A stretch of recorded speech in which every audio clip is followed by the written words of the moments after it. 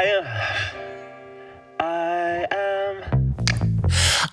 am swinging from a 7-story window, throwing parties in a 10-by-7 cell. It's astounding the lengths I'll go to convince the whole damn world I don't need anybody's help. Yeah, I am waving while I drown. Don't bother swimming out to save me, I will only drag you down. I'll try to use your body as a life raft, 'cause if there's room enough for one, there must be room enough for two. I'll sail the good ship you into the sunset, sipping on savory water till the liver turns blue. Sha-na-na, sha-na-na-na-na-na-na-na.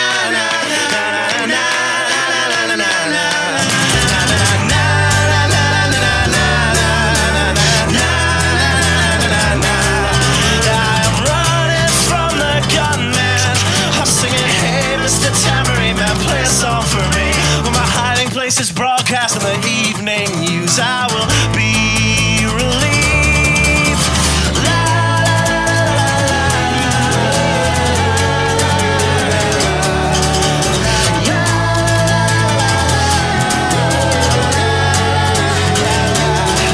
I am waving while I drown. Don't bother swimming out to save me, I will only drag you down. I'm waving while I drown. Don't bother swimming out to save me, I will only drag you down. La, la, la, la, la, la, la, la. Singing, hey, hey, alright, yeah, I wrote that one myself. It's astounding the lengths I'll go to convince the whole damn world I don't need anybody's help. Fuck. All right. Thank you all and welcome so much to the Writer's Block. I have a really special episode today, but before I introduce my guests, let me thank Low Tide Kava Bar for the kava that I drink on this and every episode of the Writer's Block, as well as Muddied Waters Media for allowing me to do this show. And Don and Sally, once again, thank you for giving birth to me, because that was a gift to the world. I'm actually very happy to bring on these two guests. First, I'm certain many of you who have been watching the Muddied Waters of Freedom from the beginning knows Greg Bowen. He is the voice of the Muddied Waters, which is just going to get so much funnier later. And his brother, Chris. The Bowen brothers have joined me in studio today for the Writer's Block at Muddied Waters Media. Guys, thank you so much for coming in. Oh, thanks for having us. Yeah, thank you so much. I am very excited and somewhat terrified to have this conversation today. So probably not a lot of people know this, but Greg was one of the first libertarians in Florida that I met, and actually helped guide me in my libertarianism, which is so much more terrifying now. And I don't even know how to do this introduction. But when I first joined the LPPC, the Libertarian Party of Pinellas County, you were the chair or the vice chair at the time? I'm not sure. I think I was vice chair at the time. Okay.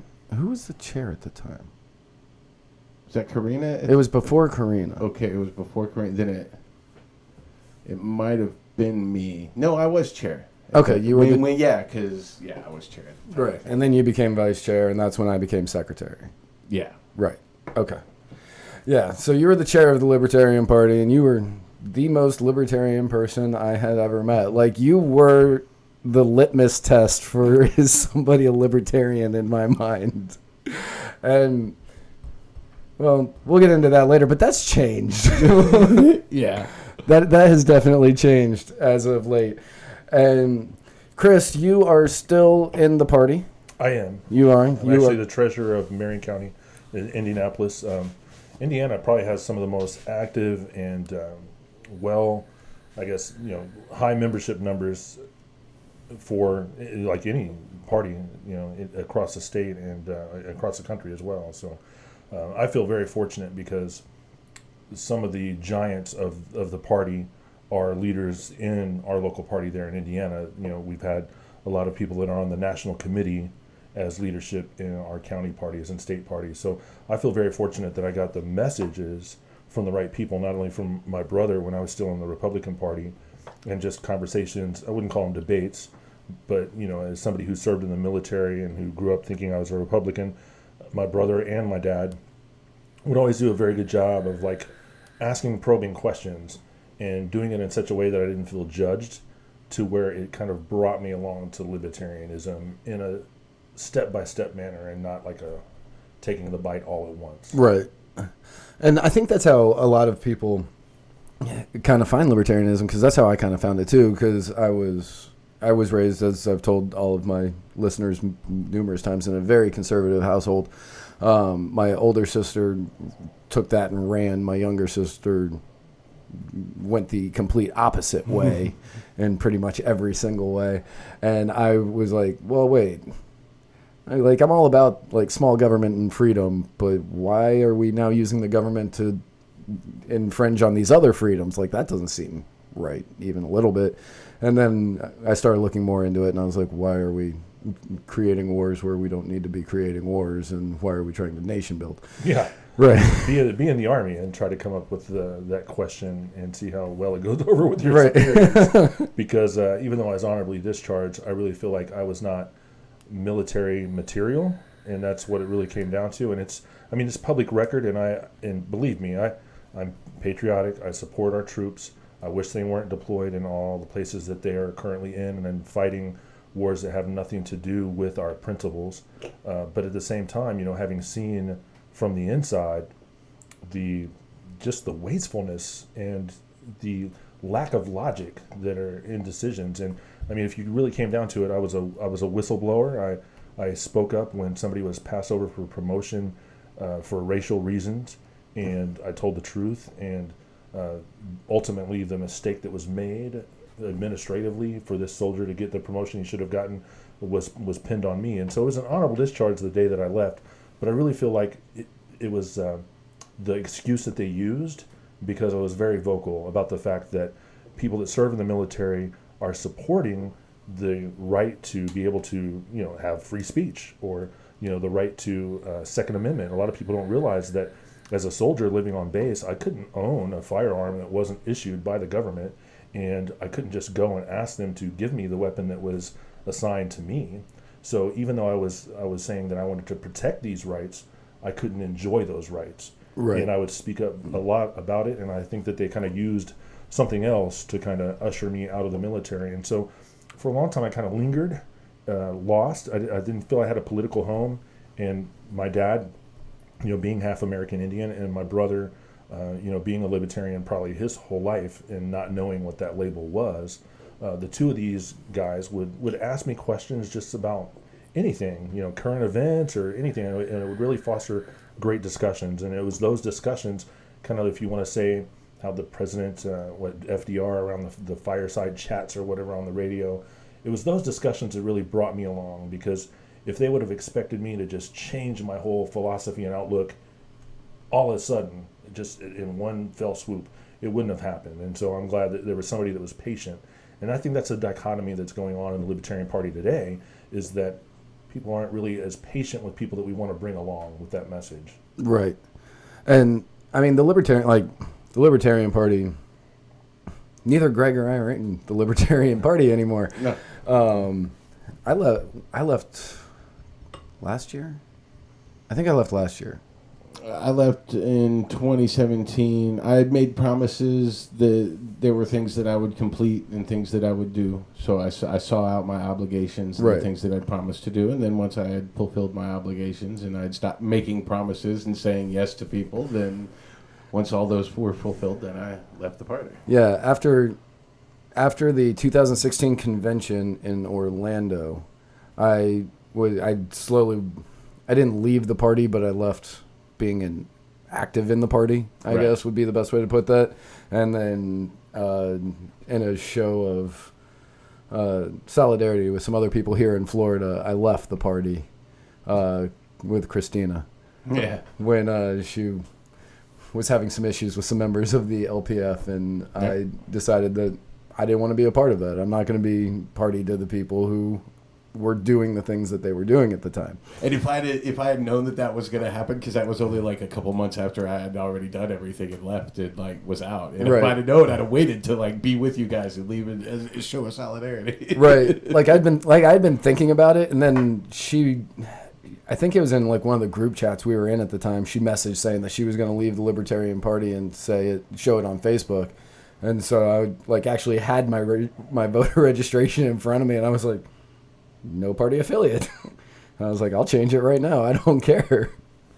It doesn't matter. I can't vote in the primary anyway. So, and if I want to vote for the Libertarian when it comes time, I can still do it. It just... And guess what? All the people who have told me that I'm not a Libertarian, you win. I am not a Libertarian anymore. Well, what really gets me is that, you're expected to vote Libertarian across the board, but at the same time, like the part of libertarianism that appealed to me as somebody from another party, and when it comes right down to it, the party wants to grow. We want to get people that are in the other parties that are truly libertarian and don't know it yet to come to our side.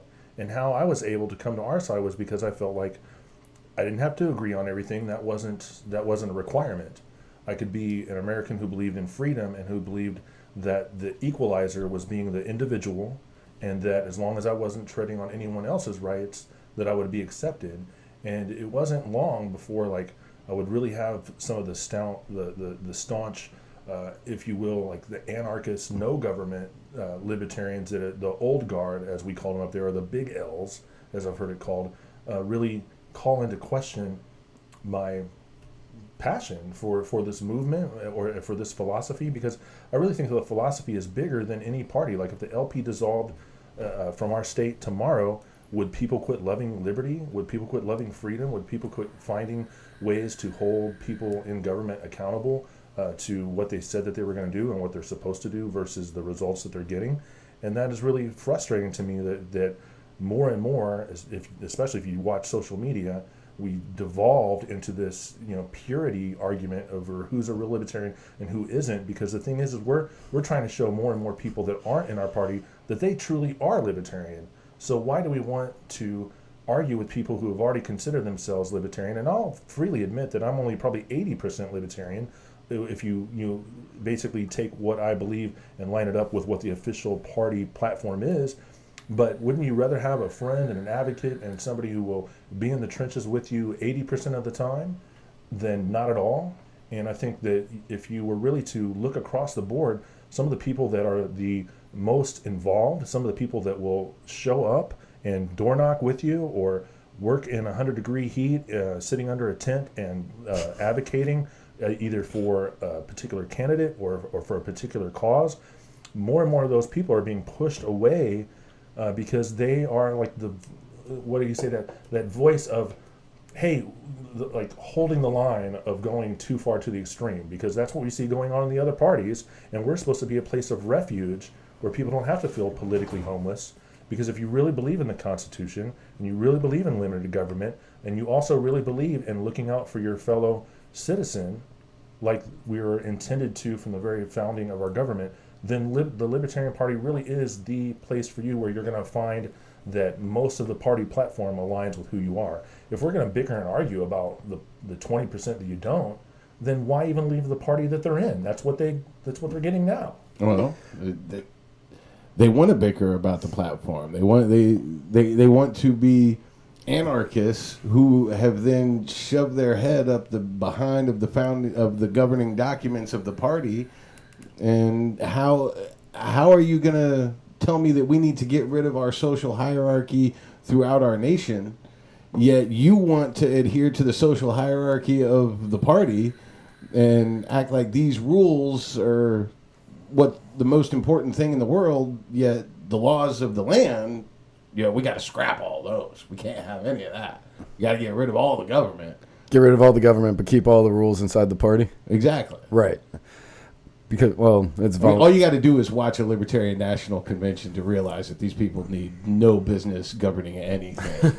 Like the last, I don't know why they were upset that C-SPAN didn't cover this last one, because Like, this is not a good commercial for you guys. No. The Right. last thing you want is for the rest of the country to be looking at you governing yourselves. The 2016 was not a great commercial for the Libertarian Party. They actually ought to be happy that it didn't get more press than it did. Yeah. Because we really, right now, is the most opportune time for the message of liberty to reach the rest of the people, both in the Democrat and the Republican parties that don't lean to the extremes where their parties are moving. There are people that don't want to move that direction. But if we don't talk to them about real reasons why they should, people don't like change. They don't sign up for change. They don't volunteer to go through it.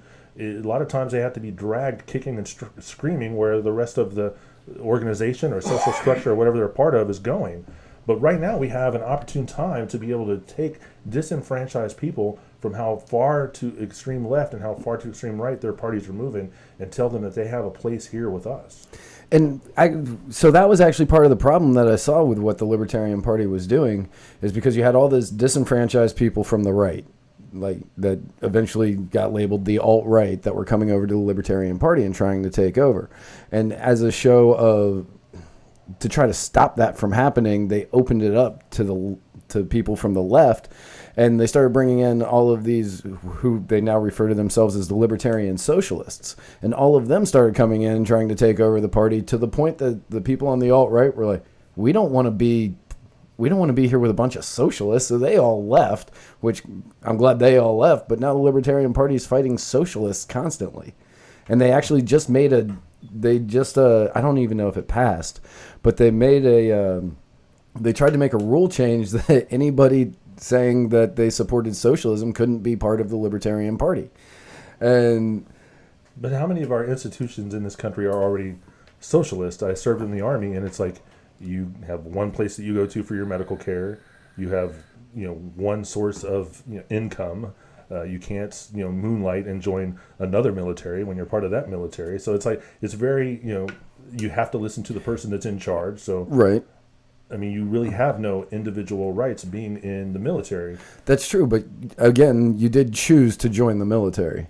True. So you did by voluntary. True, but when you're 18 or 19 years old and you're swearing to defend the Constitution, which you've already learned about in school, and they tell you that depends on when you went to school. Well, and where, I guess, yeah, exactly. But I don't know. I was patriotic at a very young age. Maybe it's just because growing up in the 70s and 80s, and I felt like I was a piece of Americana. I was a paper boy from the time I was 11 until the day I left for the Army, and I kind of felt like it was important. People were waiting on the news for me to get it there, so I kind of took my job seriously. I mean, ended up winning awards for being like the paper carrier of the year and stuff like that. And it's like, and I'm proud of those things because I felt like I was, getting people started their day to make sure that they were informed, and it kind of made me a news junkie.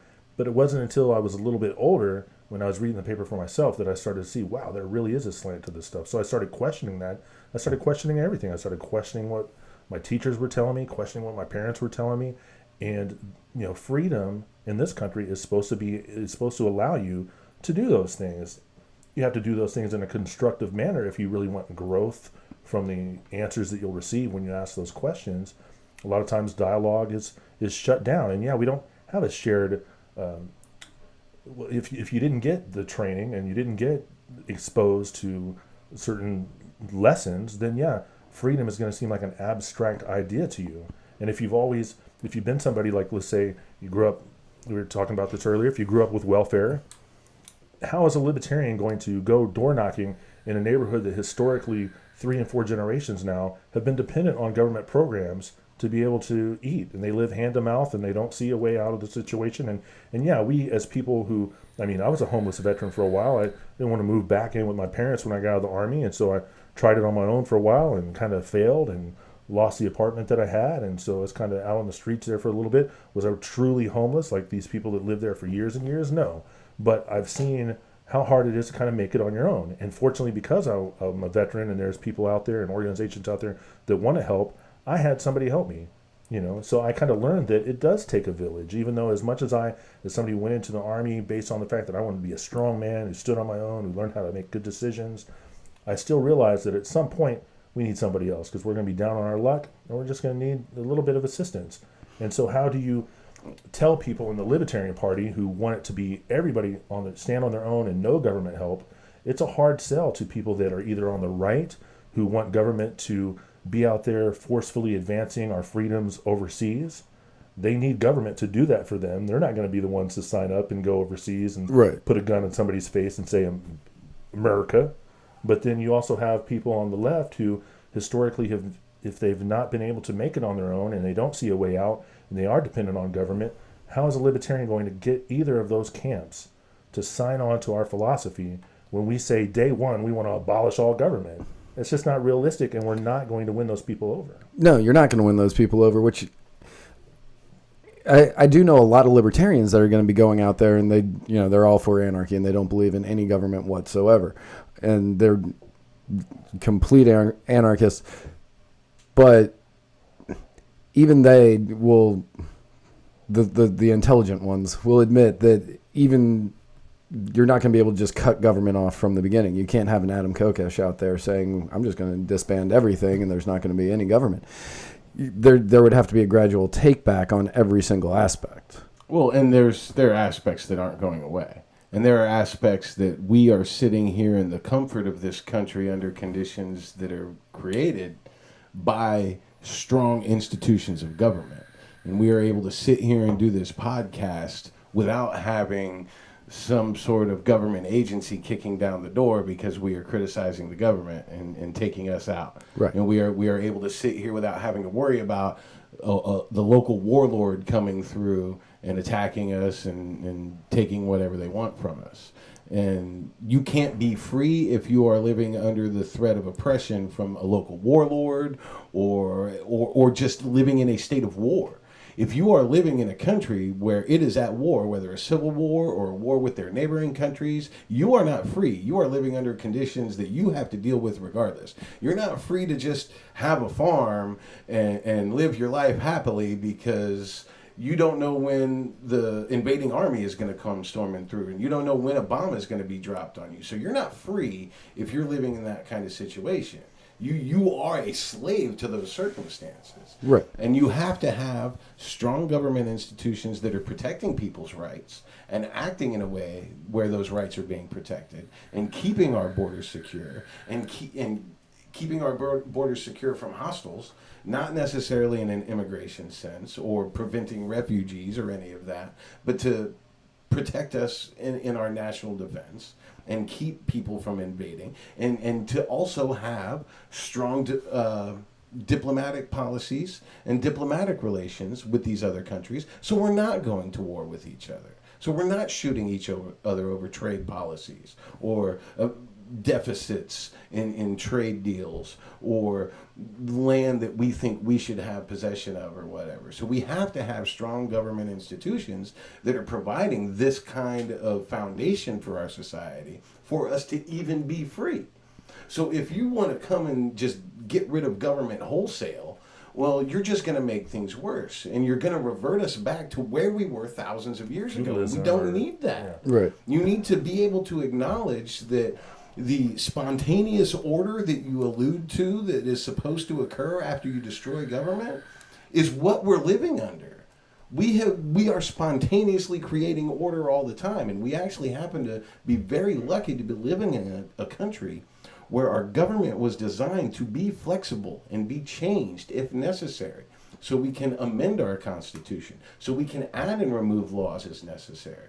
We have that kind of flexibility that other nations don't, and that has allowed us to prosper over the years and make sure we have these strong institutions to protect us.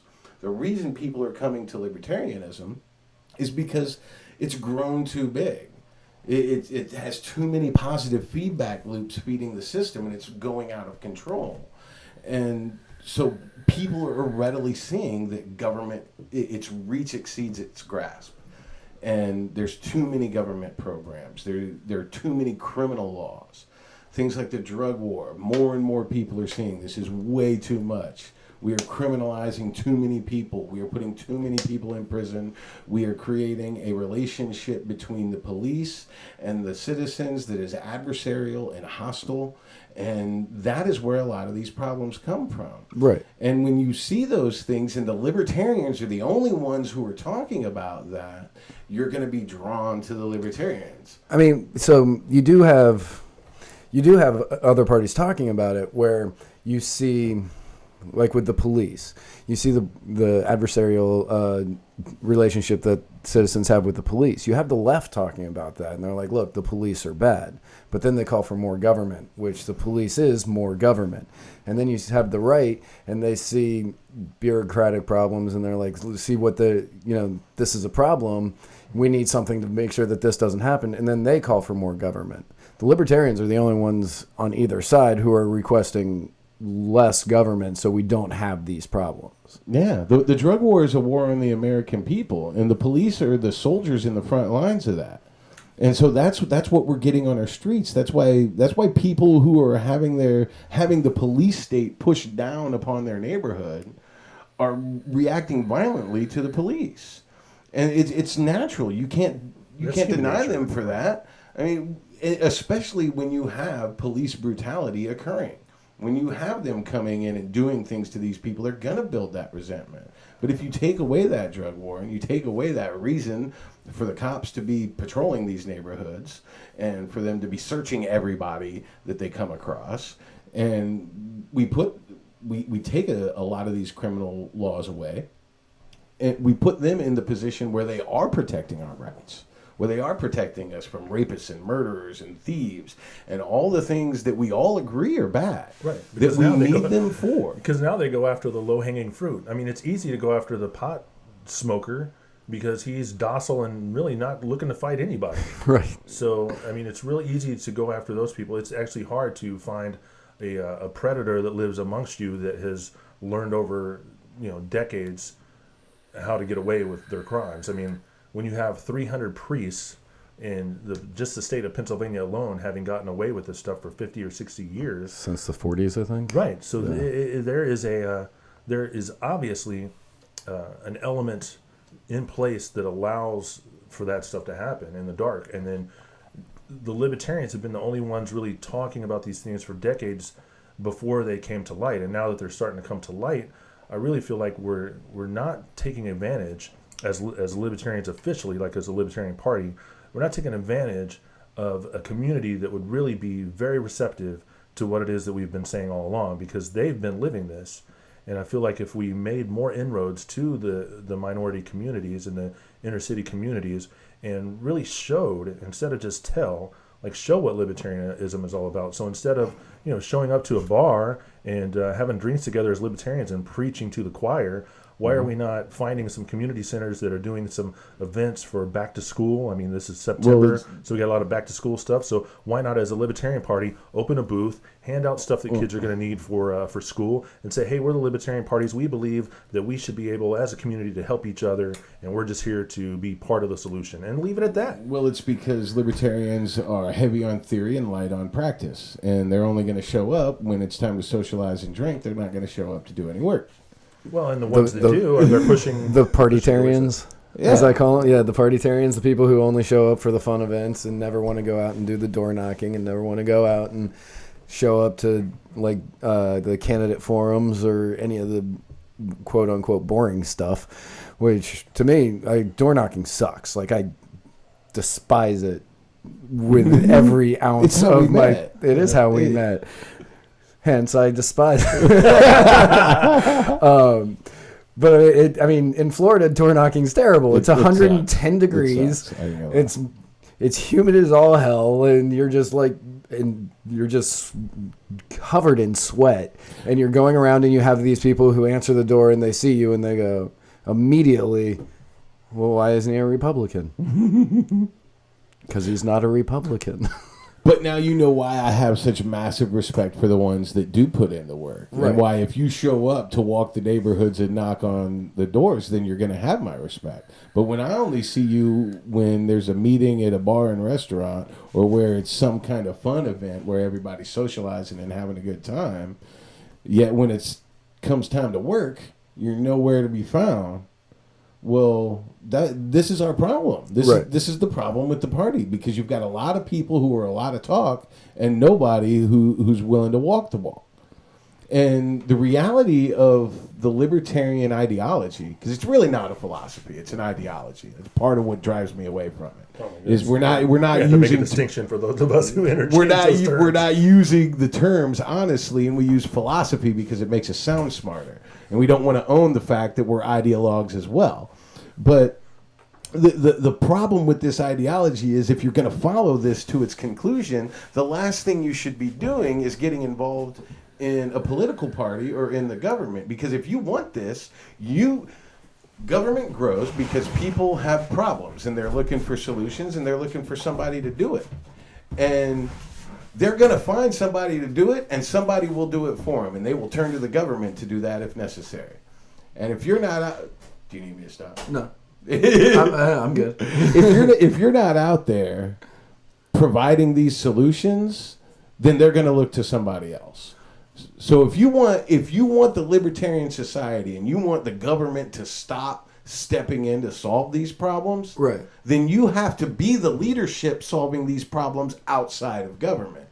And if you're sitting there telling people that they're not smart enough, they're not good enough because they don't get it, and they're just authoritarian psychopaths, and you just want to use force against peaceful people to get your way, well, fuck you, dude. I don't want anything to do with you. If you don't want government solving people's problems, then get out there and solve somebody's problem. And I do agree that is one of the biggest issues that the Libertarian Party has, is that many of the people do that. They're keyboard warriors who sit there and they argue on Facebook or Twitter or, whatever other social media site happens to be popular of the day. MeWe, I think, was there for like a week. Yeah. And they do a disservice, because that's not what real libertarianism is about. We don't sit around and argue offline like that. I've never really seen a libertarian meeting devolve into something like that. I mean, maybe it has here in Florida. I know you guys have really had your issues as of the last couple of years. I know you guys have really had your issues. Let's put it mildly. That's one way to put that. Well, yeah. When you live in another state and you just hear things, and I'm not one for gossip either. I like to hear things from the source. But I really hope that you guys are able to turn a corner down here, because really you have a lot of, I think, human capital in Florida. You're the third or fourth most populous state, so there's a lot of human capital down here. A lot of people that are retired that probably lived through the 60s and believe in libertarian principles that could show up at events. And I just really would love to see more people maybe wearing a liberty-inspired kind of shirt and show up in a group, 10, 12 people on a day they're doing Habitat for Humanity or something like that, and just show up and show libertarian values to someone and make it personal and make it real for them. And then let them dig in more, because they're going to want to know. They're going to say, who are these white people that just showed up in our neighborhood out of nowhere and just helped us and wasn't trying to sell us anything or just went on about their business? Then they're going to search after it and become thirsty for the knowledge that is out there. You're not going to have to argue your point. Someone's going to come after it. But then they're going to meet libertarians and get driven away. Well, I'm sorry you're such a misanthrope. Yeah. I know this about you. I've just met a lot of libertarians. I'm sorry. But I mean, what he's saying is correct. Like, we do need to have, the libertarians need to have people that go out and actually do the stuff instead of fighting it on Facebook, because you don't win Facebook arguments. Mm-mm. Every Facebook argument that I've won, the person that I got into the argument with thinks they won as well. Mm-hmm. There's never been a time at the end of a Facebook argument where somebody went, you know what, I think you're right. No, it ends. It just stops. And it's mainly because one of us gets tired and just stops responding. Yeah, and it just breaks relationships, and it drives wedges between people that shouldn't need to exist. And we're not our real selves online anyway. Our Facebook persona and our Twitter persona and all that, that's exactly what it is. It's not a persona. It's not even a half of a piece of a decimal of who we are. It's not a fair representation of it. It's the facade that you put out that you want people to see of yourselves. Exactly. Which is why when you have some people who put out the ones that like, oh, I'm so depressed, I think I'd want to kill myself. Like, is that what you really want people to see of yourself? Because when I saw you during the day, you were happy. So which one is the real you? The one on Facebook or the one that you're showing? Well, that's why they both may be. Well, that's why I don't believe reality TV really exists, because the minute that you turn on a camera, someone changes their behavior. Right. Or the minute that they know that they're on camera, they'll change their behavior. And so, we were talking the other day, I'm not a big supporter of Trump. I'm glad that the economy is doing better. I'm glad that, we're evaluating some of the laws that we have that have dictated things over the last few decades. But, he's very crass. I just don't believe that he represents the best ideals that we are supposed to be about. He is kind of the president that America deserves. I mean, we're so focused on Hollywood and so focused on entertainment and, the short term. He's the kind of president that we deserve. We've become derelict in our duties to watch the kind of people that we've been sending, not only to local government but to state and federal government for so long. We've put critical thinking in the area of politics on cruise control, and so this is the kind of stuff that's going to creep in there. Egomaniacs, and he's probably just the first of many that are going to come from Hollywood or pulp culture that are going to try to run for politics. And I was having this conversation. If it wasn't yesterday, it was the day before. But I think that anybody that runs for president has to be an egomaniac. You have to be to want that job. Every single one. No president in history has been like a really humble guy of, no, I don't think, I'm not anybody special. You have to think you're special in order to get there. Trump is just the loudest about it. 100% just the loudest about it. I don't think there's any difference in his ego and Obama's ego and the Bushes. Definitely not Clinton's. Well, outside of Jefferson and Washington, I would probably agree with you. I think Washington demonstrated that when he said when no. he stepped aside. Yeah, after when two he stepped terms. aside after 2 terms, and when he said he didn't want people to elect him as a king. Jefferson definitely demonstrated those things in the Federalist Papers about what his philosophies were. Polk demonstrated that as well. Polk, yeah, James K. Polk. James K. Yeah. You have to refresh my memory, man. You're going way back. He made a lot of campaign promises, and he lived up to all of them. And one of the campaign promises is that he'd get this done in 1 term and wouldn't run for re-election, and that was the case. You got to respect that. Yeah. And a lot of people don't like what he did, and you can debate whether or not it was good. I mean, he more than doubled the size of the United States. He's the one that got the Western territories and basically told Mexico, "This is ours now." Oh, you want to fight over it? Because we will. Because we will. They said, no thanks. He's like, thank you. This is ours now. Appreciate it. So people out of there. Basically, the West became the United States and not Mexico anymore because of him. And that was one of the things he said he'd do. And he was very bold and firm about it and was ready to go to war with Mexico to take it. Yeah. And they were like, no, never mind. It's all right. You can have it. It's mostly desert. Had either party seen it, it's not really something worth fighting over. Exactly. But oh well, that's Texas for you. Right. Don't get me wrong, I love Texas. I love their spirit, but man. So I've been to different parts of Texas, and parts of Texas I love, and other parts of Texas I'm like, this is a hellhole. Like Houston. Well, it's big enough that it's bound to be like that. Yeah. When it's something that big, there's got to be parts you like and parts you don't. Right. Just statistically. When I ran for office, run for office 6 times, but I probably wasn't any more active in any of those races than I was in the mayor's office race. But the very first time that I ran for office, when I first discovered the Libertarian Party, was for township trustee, and because I kind of really felt like, man, I'm going to run, and if you elect me, I'm going to dissolve this position, because Marion County is no longer rural like it used to be. There's 9 township governments, so there's 9 township commissioners or trustees, if you will, 9 barristers. Now, it's like all this duplication that we really could save a lot of money, and because of busing or Uber and stuff like that, if people really need to go to a government center, it can be centralized and people can get there. I know other libertarians felt the exact opposite about that. That like if we're going to streamline and abolish any kind of government, we need to do it at the top where it's most top heavy and keep government closer to towns. And for the most part, I would agree with that. I would agree with that are rural, but in places that are very concentrated, we don't need the duplications in services and the duplication in budgets. I mean, I just scratch my head and wonder how many families were actually told no for assistance when they were at the lowest point in their life economically. A lot of times these trustees, they help people afford their diabetic medication when if they live on a fixed income, they can't afford to get this stuff, or they can't afford to pay their utilities.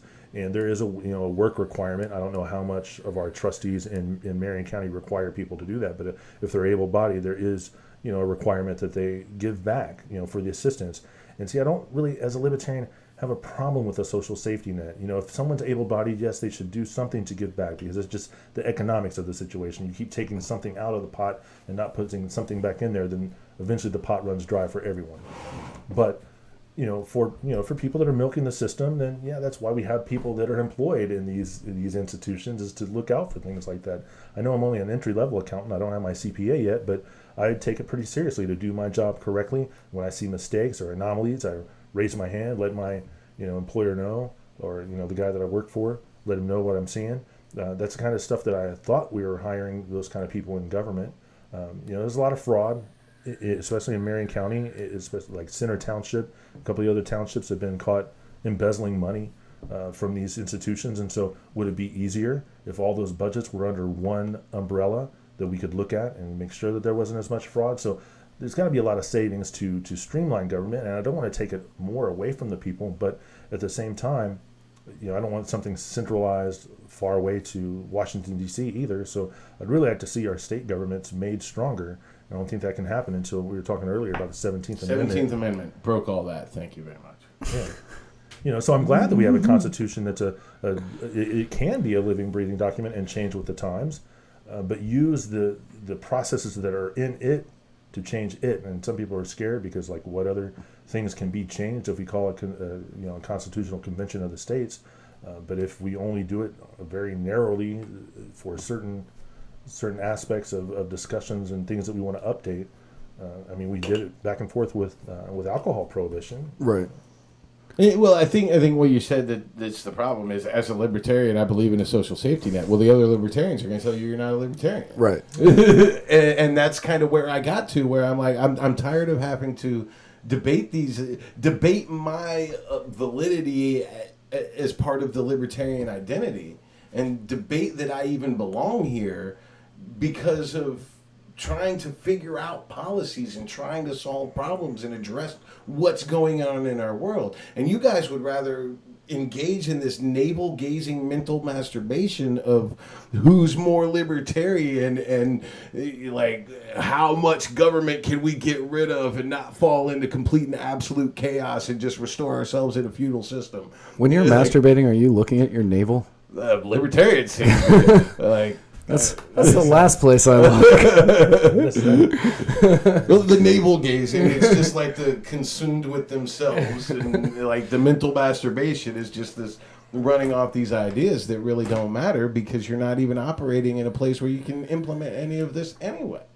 And you're not discussing it in a realistic fashion, and you're not being intellectually honest about what you're saying. Because the libertarians want to put everything forward. All problems are caused by the government. There isn't a problem that exists that we can't trace back to it being the government's fault. And there's nothing that the government can do well. There's no such thing as a good government. It never does anything but create problems and does everything wrong, and it wastes money. And so we got to get rid of it all. And you can't talk on any other terms about anything else, and you can't talk honestly about the things government does do well, and the reason we do have government, and the reason that your anarcho-capitalism bullshit is the dumbest thing I've ever heard in my life. The communists have more realistic understanding of human nature than anarcho-capitalists. How do you have capitalism with anarchy? Who's going to say that you own that? Who's going to be the authority that stands up with you and says, yeah, they own that land? Because That's what the Stone Age was. We were all, this is my land. No, this is my land. We fight over. Yes. No, it's my land. My club is bigger. That's what anarcho-capitalism is going to be. You're going to say that I own this land and I own this factory on this land, but I don't have any government authority that's backing me up on that. That means the guys with the most guns, when they show up and kill me, it's their land. It's their land. So you can't have capitalism in anarchy. This mental masturbation.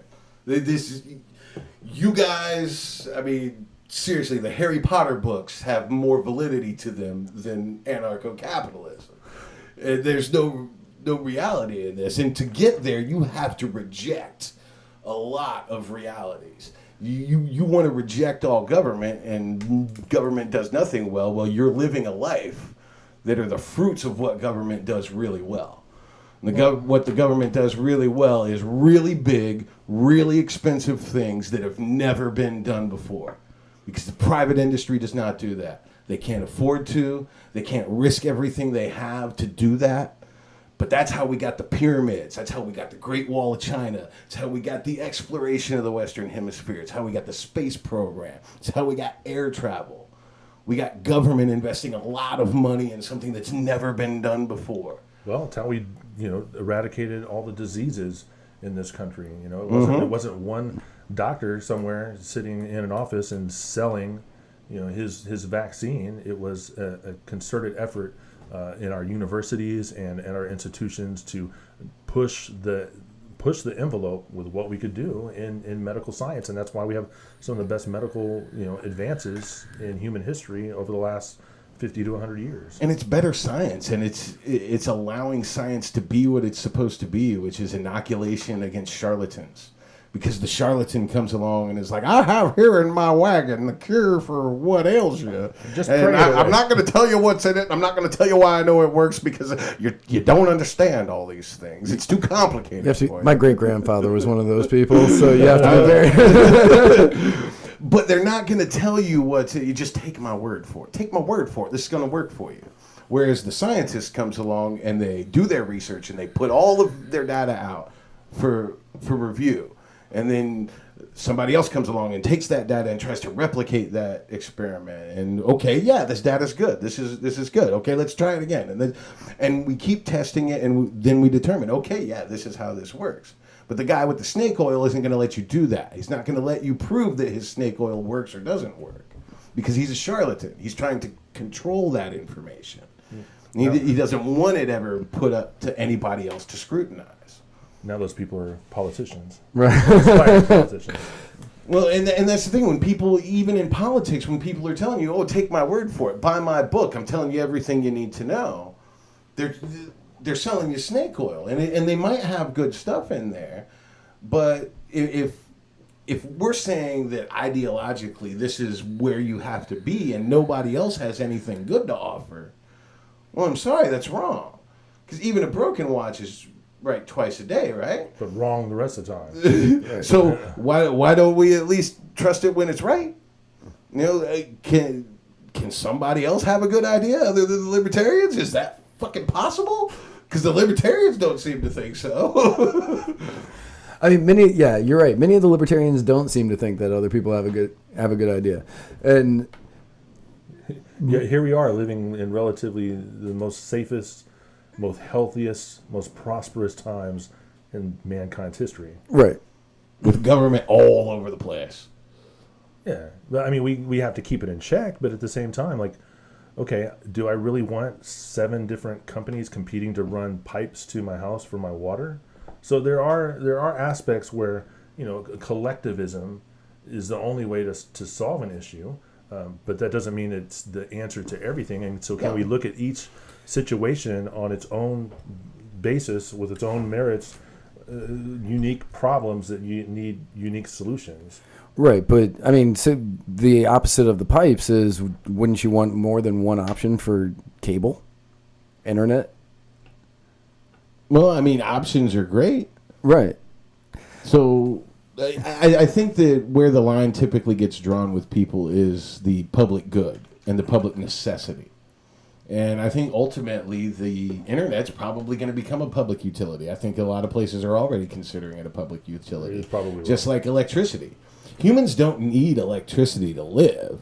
We got along just fine for a long time before there was electricity, but electricity makes things real convenient for us. But now electricity is considered a public utility and a public necessity. When it was just for the rich before. Yeah. I was going to say because it's become a necessity in today's society. Right, because you can't exist without it now, and the internet is getting that way. Yeah, how is the internet not that way? Like, I owned a restaurant, and so I worked in the restaurant industry for a very long time, for a few Fortune 500 companies. I worked for Marriott, I worked for Coca-Cola.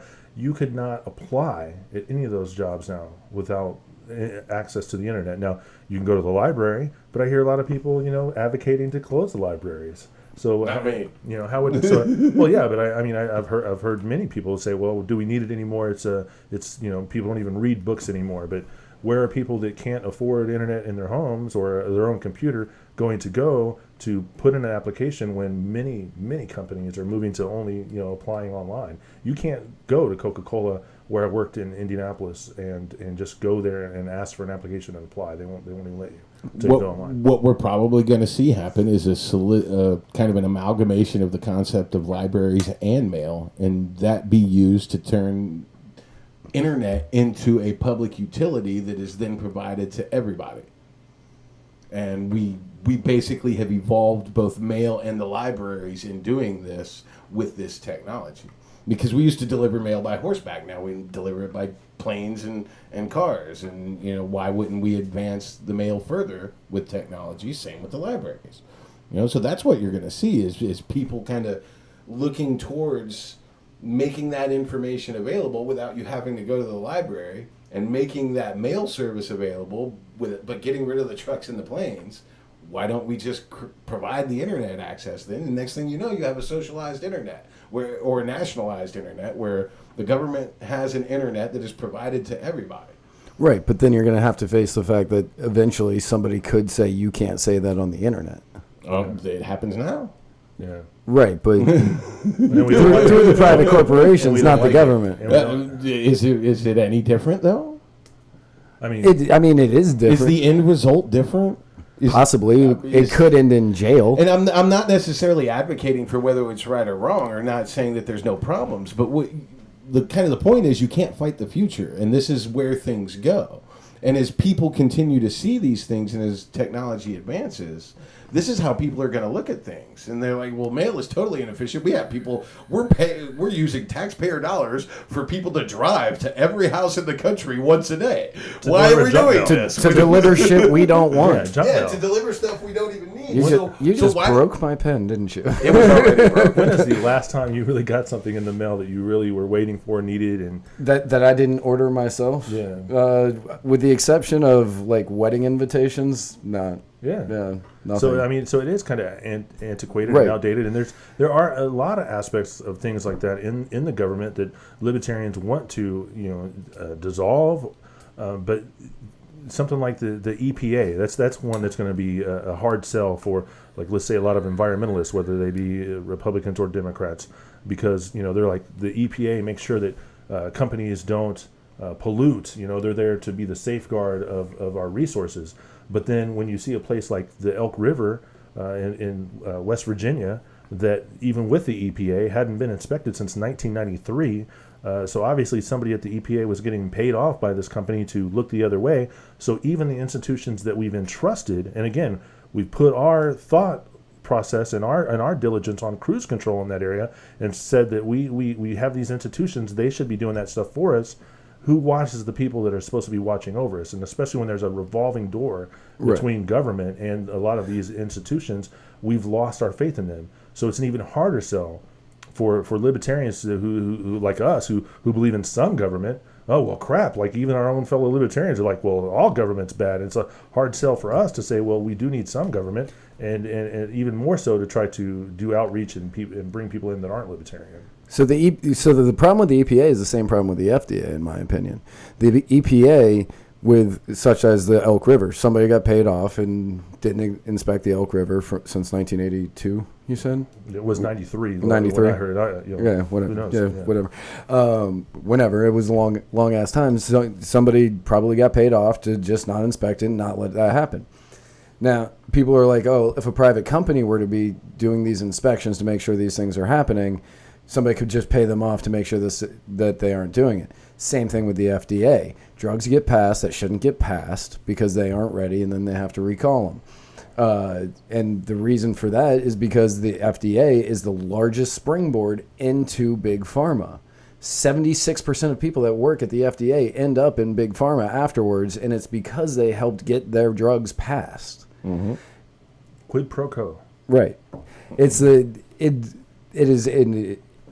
It is part of the cancer that it is big government that people are like, oh, well, I can use this to get a job in the private industry if I help these people out now. Which is why private watchdogs are going to be better than governmental watchdogs. But I also don't want to, with broad strokes, get rid of the FDA because I also like not having rancid meat and, you know, that the drugs that we're buying actually can and do work and aren't just poison. You know, and that there's some form of accountability and authority to turn to if these things do go bad. So, and this is one of those things. Wouldn't that be the court system, though? Well, this is what. But can you, as an individual, fight their attorney? We can't, as an individual, always have this hyper vigilance where we're doing this ultra research into every product we buy, like what the libertarian utopia would be. They're like, well, you just need to do your due diligence as a consumer and carry out a tour. But well, we don't have that kind of fucking time, man. I got shit to do, and I can't be researching every little thing I buy. You know, if I want to go get a soda, I want to know that it's not mercury mixed with like lithium, and like I'm good to go, and then I don't have to just oh, sorry, we put the mercury in yours, you can sue us. Ha ha. No, fuck you, dude. No, I don't put the mercury in there. We need to have this authority in place and these people to turn to, and if they fuck it up, then we can do something about it. We have laws in place and a way to turn, you know, but we don't need them overseeing everything to the point where you can't actually put a drug out on the market that can cure people without paying off the government. You know, that is probably where we're going too far, and that's why I say we've got to balance it out. Where does our reach exceed our grasp, and where do we need to be grasping? Because we do need to have consumer protections. I like the idea of people not being allowed to sell rotten meat and drugs that don't cure what they say they cure and are actually going to make your problems worse. Right. So I like that. Well, and I understand where he's coming from too. When he's like, "Well, isn't that what the court system is for?" In an equal world, that would be great. But it's like money is what is heard in the courtroom instead of like a sound argument. And so, you know, can you as an individual ever be able to beat the attorneys that they keep on staff 24/7 to beat those things? Otherwise, you know, right now there'd be millions of veterans in this country that were exposed to Agent Orange that would actually be being taken care of instead of what we have now, the government looking the other way, knowing that Monsanto made this stuff and knowing that they used it, and both parties saying, well, I won't say shit if you don't say shit, and they can deny that this stuff ever happened. You know, I want a separation of, you know, government and big business. Can we do that? That's Can what we that? need. Right. That's what Thomas Jefferson wanted, and you know, he was such an obstinate dick about the whole thing in the end at the Constitutional Convention and didn't show up. Well, I mean, it seemed like the Federalists eventually won. Well, yeah, because Thomas Jefferson didn't show up and couldn't argue his case, and he left it to James Madison, who wasn't nearly as good as Jefferson was, and he didn't know all the nuances of what he was trying to argue for, especially in the 11th Amendment when he was trying to create the controls on corporations. Because Jefferson and the people on his ideological side understood that it was the crown, the church, and the corporation that they were fighting against here that was part of the problem. And they had the separation of church and state. And this whole government is designed to abolish the crown. But he was arguing that we also needed the protection from the corporations. And that's what his ideal 11th Amendment was, and that's what he was pushing for. But he didn't show up to the Constitutional Convention to argue that and left it to James Madison, who wasn't as gung-ho about this issue and wasn't as familiar with it and couldn't argue it the way Jefferson was. So it totally failed. Alexander Hamilton just made an easy argument. Hey, the states should take care of this. We don't need to put this in the federal constitution. The states can take care of this. And everybody's like, yeah, okay. And so then that just totally freaking died. But we totally needed it from the beginning, and there were people who recognized it, but it just didn't happen. So if it would have happened the way it was supposed to go down, would Teddy Roosevelt even have had something to rail against with the monopoly system the way that it was, you know? Possibly, because who knows how it would have changed from then. But I mean, it's just the thing is like the one constant is the human element, because it doesn't matter if it's a boot from the government that's stepping on your throat or a boot from Monsanto that you as a little farmer have on your throat. Right. You know, it's like in the end, like you were saying, in the end, it's the same thing. Like I'm already being told I can't say anything that I want to say. I mean, ask Papa John if you can say anything you want to say, even if it's like, you know, you're retelling somebody else's completely out of context story, and then you get fired for saying a word. Right. So you don't really have free speech in this country anymore. You have free speech to a certain point, and then at that point, I mean, but no one have has consequence-free speech. That's what you're talking about, is consequence-free speech. Right. You just have free speech. You just have free did. speech. You just have free speech against the government throwing you in jail for what you say. Yeah. You don't have free speech. Like if I say that, oh God, if I say your mother's a whore, I would probably get beat down because both of you are much larger than me. I got worried even saying. I'm gonna try to come up with an example. That's the one I normally go with, and then I was like, man, these two are so much bigger than me. This is brothers. And they're So brothers. I'm talking about the same mom. Oh, like I'm gonna have zero protection here. Luckily, I'm closest to the door. right? Hey, we're in your house, so you know, it's like, I don't know. You might have weapons in every room like I do. So like you don't have, there is no consequence-free speech. If I say your mother's a whore and you beat the crap out of me, I kind of deserve it, and I think that any court should say that. On the other side, if I say, you know, your mother's a whore, I shouldn't be thrown in jail. Right. And that is where the like. And Papa John ain't sitting in jail. And he is not sitting in jail. And he resigned. He actually made like $30 million the next day on stock options. And now he's trying to get his job. Yeah, so I don't think that saying Papa John, you know, losing his job and getting, you know, forced out by social outrage is an example of non-free speech. No, he said exactly what he wanted to say, and the government didn't do anything about it. Right. But if you are not aware of the social climate, you know, it's kind of like this thing with Ron DeSantis here. The day after he wins his primary, and he said, "Don't monkey it up." He's facing off against a black candidate, and he says, "Let's not monkey this up by electing a socialist." Well, I'm sorry. The one thing that a politician has to be is careful with his words. And you can't say that. Like, even though I knew what he was saying when he said it, because that has been a phrase in my family since I was born. I know that means don't screw it up. Yeah. I know that. But when your opponent is a black guy, you cannot use that term. Your opponent might even know that. When but you're he's looking for a way to win. So when you're running against a black guy, remove all monkey euphemisms from your vernacular. Right. Just pro tip. Remove the monkey euphemisms. He should learn that. He should learn that from Roseanne, really. Yeah. Well, yeah, there's plenty of examples. And that's the thing. It's not like you're unaware of this hypersensitive environment. Like Imus in the morning said something about nappy-headed hoes or something, and lost his job, and that was like what back in that was back in the 90s. Early 2000s. That was on back when that was like on, in song lyrics. That was about the women's Yukon basketball team, I think. Yeah, Yeah. I want to say you're right. Yeah. So if you haven't, And then he said, Well, it's like, since when can't we call them nappy-headed hoes, though? Because everybody calls them nappy-headed I will hoes. say that when Don Imus listened to the Lauryn Hill album and he said, "Now I understand why they drag them behind trucks," I was like, "That's going too far, Don. yes, absolutely. That one's going a bit too far." And, and you know, it's the same kind of, I think, caliber a guy that we have in office right now. Like, do I honestly think he would take action on the way that he feels towards minorities? Probably not. But do I feel that in his heart of hearts, he's like the same kind of guy like that we would laugh at on TV when I grew up, like Archie Bunker type? I mean, my own grandpa, when I would talk to him growing up, you know, first thing he would say on the phone is, "Are you dating a black girl?" And I would tell him yes, just to piss him off.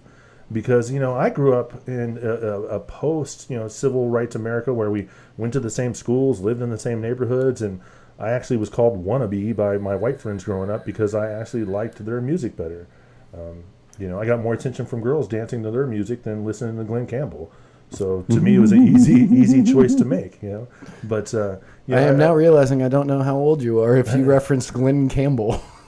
Well, I'm in my 40s. And I'm old enough to have a pacemaker. Let's put it that way. Jeez, but no, I really feel like, in so many ways, especially our generation. I don't even know what generation I am anymore. I think my Generation X. I can't remember. It changes so often. Yeah. I have no idea what generation I am. I really feel like our generation was like the last generation that kind of grew up where, we got along more racially.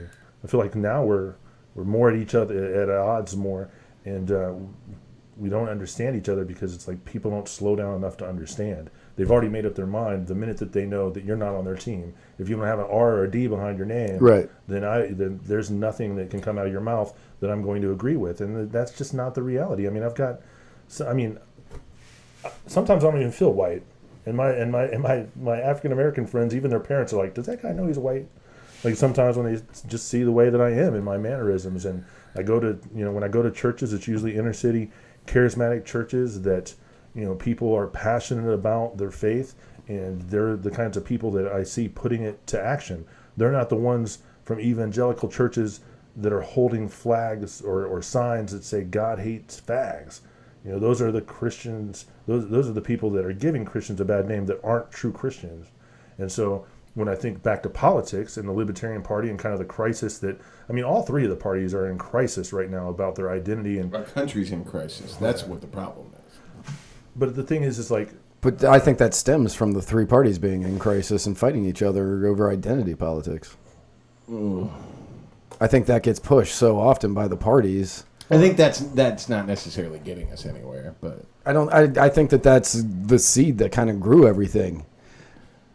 I think that the identity politics have just started spreading so quickly and got to a point where that was all the media would talk about, because media loves it when they can induce fear and rage in people because clicks.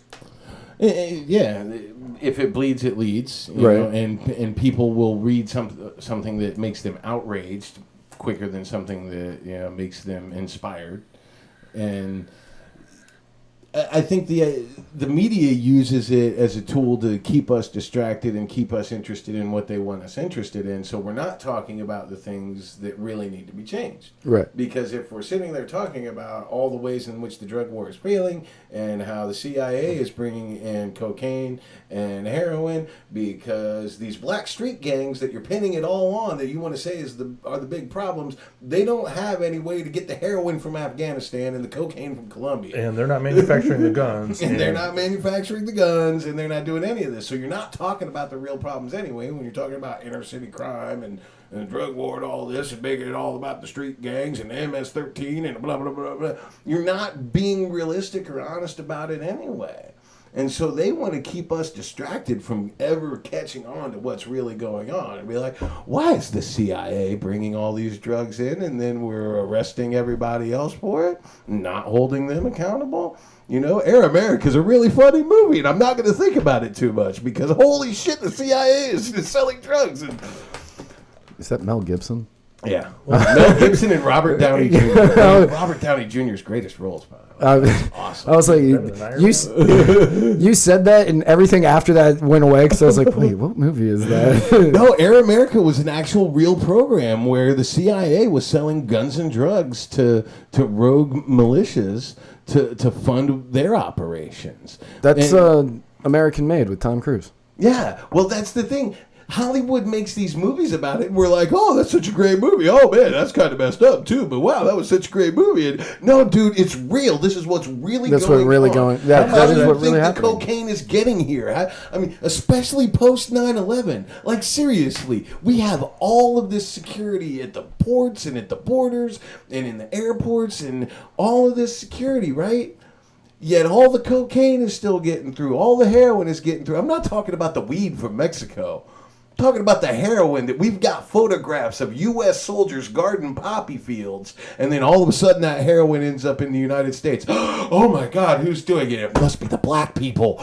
No, it is the freaking government. It is the CIA with the U.S. military complicit in the whole thing. And if we're not going to talk about that, that problem doesn't go away. If we're okay with that and we're not going to talk about it, nothing changes. Right. And the only way that changes is if we're aware and we talk about it. And so the last thing the media is going to do is talk about that at all. I mean, as a personal fan of recreational drugs, I'm okay with it. Bring them in. But legalize them. Absolutely. Grow it here. I don't care. Yeah. Well, the poppies won't grow here, but Yeah, they will. no, they won't. Yeah, they will. Really. Where are you going to grow them? There are people who grow them here in Florida. I notice how you're not naming any names. I'm not naming any names. I'm not naming any names. I just had a conversation about this with a friend of mine the other day, though. So Florida could feasibly could feasibly supply the heroin Well, I mean, needs. there's a certain amount of that you're still going to need for legitimate pain. No, 100%. In the No, medical you're right. setting. And I wouldn't have a problem with people using Emotional pain is legitimate. This is my emotional support net. But do we? I mean, and this is, I live in a state where we debate, legalization of marijuana ad nauseum because we just now got Sunday sales in Indiana of alcohol. Oh, wow. And we still don't have cold sale of beer in the grocery store or the gas stations. So It's like the pin of the Bible Belt. Oh yeah, I used to tell people. When I was in the Army, I have to be real honest. This is the first time I've ever heard the term cold sale, and I knew what it meant immediately, but I have never heard that term before. There are places that you can't buy beer out of a fridge. Yeah. Wow. Well, in Indiana, I don't know. I don't think there's that many other states. I think Utah is another. I mean, that's a one place. I think Utah will not mix a drink in front of you. Like if you're getting a mixed drink, it has to be some kind of partition, so the bartender has to be mixing that drink away from you. So we can drop the roofie without you knowing it. Right. And does Indiana do that? Country, so, no, Indiana doesn't do that. I'm just saying that there are other states Right, that are like so I went to to a casino in Indiana when I was living in Tennessee. Like we drove up to some casino in Indiana. I don't remember which one, and we asked for Jack and Cokes, and they wouldn't give them to us. So we all just drank Jack because we weren't going to pay the extra money for the They just Coke. don't like you. That's fair. I'm kidding. Indiana's full of a lot of great people, but we're pretty backwards with our laws. And man, should Trump not want to run for re-election or whatever, and Pence is right there waiting in the wings. He's a guy who said you could pray the gay away. Yeah. So if you were gay, you could your parents and everybody could come and do an intervention and maybe lay their hands on you and pray this gay demon out of you. Molest the gay out of you. Yeah, Catholic Church been doing that for years. Yeah, exactly. And so I really feel like there's a lot of competing issues, like you said, that keep people distracted. So we never really get to the real areas of agreement where we would agree, because I really feel like, like I said, I worked in the restaurant industry for a good number of years, and I've never worked around a harder work ethic group of people who had family values than the Hispanic community. But here we are, we have this again in our nation a crisis, and in our political parties a crisis about what to do with immigration. And the very people that are fighting against immigration at a federal level and the talking heads in government are the ones who keep getting caught again and again hiring illegal immigrants to be the servants in their house. So what is it that they're actually advocating for? Are they really advocating because they care, they want these people to come over and have a better life, or is that they're going to have cheaper labor? And even our congressional candidate in Indiana has been caught shipping jobs from his company overseas to Mexico, and here he's going to try to make a case that he is like a blue dog Democrat, and like a lot of Republicans are going to be able to depend on him and send him, and he's not going to be a yes man for Trump, but at the same time he's going to stand for the values that Indiana stands for. What kind of values does Indiana stand for when you've actually elected somebody governor who says you can pray the gay away? I think we have a crisis going on, not only within ourselves and in our country, but so how, with that backdrop and with those struggles and with a party that pushes people that are very pragmatic or who just want to ask questions for the sake of discussion so we can hash these things out, what does the Libertarian Party do to quit losing, stop the bleeding of people like us that are leaving the party disenfranchised, while at the same time still, reaching out to communities that historically have been marginalized by government. These are the very people who should be taking libertarian philosophies and running with it and growing the party faster than we've seen growth in the past 30, 40 years. Well, I mean, as candidates, the libertarian candidates need to first start with being involved in their community long before they run for office. They need to be out there providing leadership in their community to the people that they eventually want to elect them. They need to be out there volunteering with their church, building houses for Habitat for Humanity. I don't care what it is, whatever floats your boat, however you want to get involved in your deliver meals to elderly people with Meals on Wheels. Whatever it is, however you want to get involved in your community. Don't do something you're not passionate about. You're not going to care. Do what you're passionate about. Do you like helping the homeless people? Do you want to help elderly people? Do you want to help sick people? Do you want to, however you want to do it. There are plenty of opportunities to get involved and provide leadership and service in your community. Get out there and do it. Talk to those people.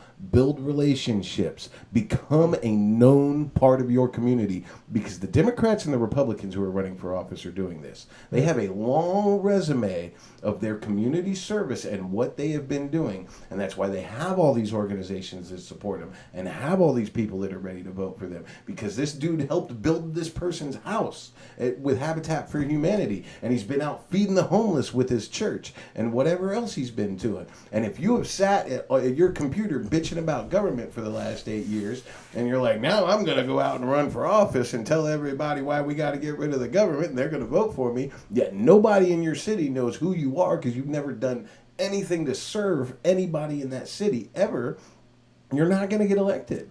Which is why, like, here in Florida, we have two of the greatest libertarians in office, possibly countrywide. And that's exactly what they did. What? I don't know about this. Yeah, Martin Sullivan and Jared Grafoni. Yep. Thank you for knowing Jared's last name, because I was like, Jared and Elsa. Have these individuals gone on any kind of like? I'm not saying that rocking like they're rock stars or anything, but have they gone on tours to other libertarian in parties? They've done some things, but they're actually elected officials who are engaged in their city and doing what they're supposed to do. And the biggest problem that the LPF has, in my personal opinion, one of the biggest problems that they have is they have these two great people who are in office. You've got Martin and they got Jared. And they don't push it, and they don't say, look at what these people are doing or look at how they got there. They don't push that at all. They instead say, who wants to run? We just need people to run. Because the LP National wanted 2,000 people to be running for office in this election cycle, and I think they got 950. And they were happy that they almost got half. And I bet not a one of them is a worthwhile candidate. I mean, you may get far, but I mean, you may get a couple of Jareds and Martins, there and might be. Yeah, I mean, there might be throughout the entire country. So you're going to get some, but you need to push the Martins and the Jareds and be like, look at how these people did this. Look at it. Like, look at their model. Look at what they've done for their community before they even ran. Well, you've probably heard of Mark Rutherford. I'm not sure. Oh yeah, I know Mark. Yeah, so I don't know Mark, but I'm friends with him on Facebook. Yeah, I mean, he's a shining example of what I was talking about a while ago of some of the older guard libertarians that aren't like the big L libertarians who have really paved the way and who have served younger libertarians. Like he holds like candidate training forums all the time, and he's an attorney that was appointed to sit on the disciplinary commission or the public defender commission for the state of Indiana. So where more would you really want a libertarian than making sure that the defendants get their constitutional rights heard, and that he's putting forth these values out there in an everyday way. He's just living the principles. He's just being an everyday attorney who his peers recognize that, separate from any kind of philosophy he's trying to preach about, they saw the results that he got as a professional and felt like he was somebody that would represent them well on that board. And so those are the kind of things like these two guys. I mean, yeah, they're busy. They've got a job to do that they've been elected to do. Yeah. But at the same time, like, why is the party in the counties that they come from not doing a better job of telling like libertarians in other states, hey, talk about these guys in your next meeting, because when when we get discouraged, when we start to consider, in my case, like leaving the party, or when we already have, when we start to get discouraged, like these are the conversations that we need to be having. Like, what kind of successes have libertarians had in the past, other than just having a circle jerk online? What have libertarians actually done? That also helps advance the message when people are like, oh, they did just come as an outsider, but they lived their life passionate about what they were as an everyday citizen, and learned more about libertarianism, learned more about the Constitution, and got results, and eventually got elected. These are the stories that we should be telling each other, instead of using that time to argue about philosophies that may never, like abortion. Abortion is never going away. Well, it's because, why are you going to ever sit around and waste time arguing about something that's never going to change? It's because these results are dressed in hard work, and they don't want to work hard. That's my opinion on it. Yeah. I was going to say the abortion thing, the reason it gets argued is because every time that Trump gets a new court pick, the Democrats say, oh, this guy's just going to get rid of abortion, which abortion is not going away. Roe versus Wade is never going to get overturned. It's not worth fighting about. But let's break this up into two. Since are we having that much fun? I mean, we're already over on time for what my show normally is by quite a bit. We'll break this up into two cigarette breaks, up on drinks. Okay. And then we'll just continue the conversation from there. All right. Does that work for everybody? After these messages. Right. So, this is going to be a two-parter, so you'll get to see more of this. So, yeah. Thank you all so much. Tune into the next episode. And remember to... I didn't do the intro on this one, so just watch the next episode, and I'll do the outro then. All right. Thank you all. Bye.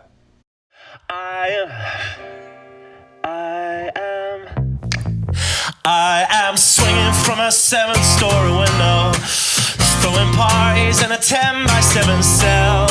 It's astounding the lengths I'll go to convince the whole damn world I don't need anybody's help. Yeah, I am waving while I drown. Don't bother swimming out to save me, I will only drag you down. I'll try to use your body as a life raft, 'cause if there's room enough for one, there must be room enough for two. I'll sail the good ship you into the sunset, sipping on savory water till my liver turns blue. Sha-na-na, sha-na-na-na-na-na-na-na-na.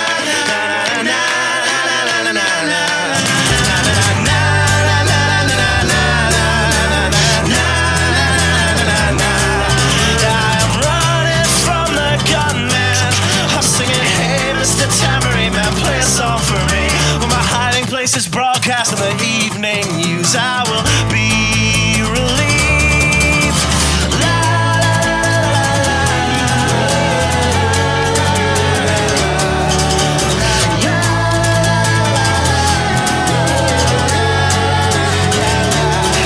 I am waving while I drown. Don't bother swimming out to save me, I will only drag you down. I'm waving while I drown.